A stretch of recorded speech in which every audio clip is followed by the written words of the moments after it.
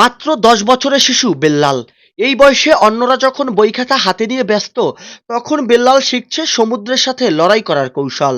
বাবার কাছ থেকে রপ্ত করছে কিভাবে শক্ত হাতে জাল টেনে তুলতে হয়, কিভাবে বড় বড় ঢেউয়ের সাথে তার নিজের ট্রলারটি টিকিয়ে রাখতে হয়।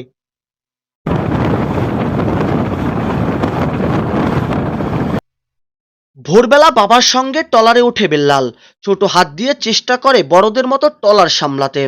চোখে মুখে নেই কোনো ভয়, আছে শুধু স্বপ্ন আর আত্মবিশ্বাস। সমুদ্রের উত্তাল ঢেউকে জয় করে এই শিক্ষা একদিন তাকে তৈরি করবে দক্ষ মাঝি হিসাবে।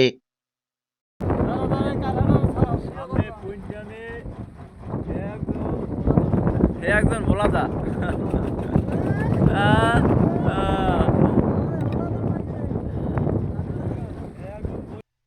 পটুয়াখালীর কলাপাড়া উপজেলার ভাবলাতলা এলাকায় জেলে পরিবারে বেড়ে উঠেছেন বেল্লাল।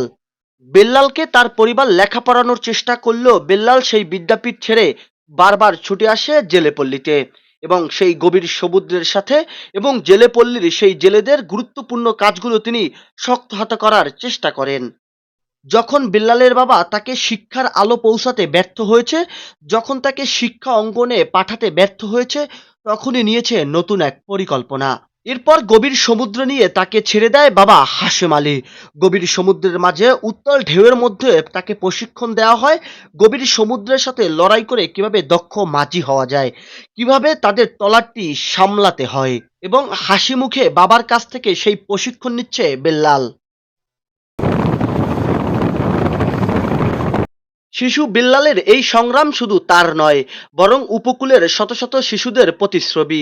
শৈশবের আনন্দ বিসর্জন দিয়ে তারা শিখছে সমুদ্রের সাথে টিকে থাকার লড়াই, আগামী দিনের মাঝি হবার স্বপ্ন।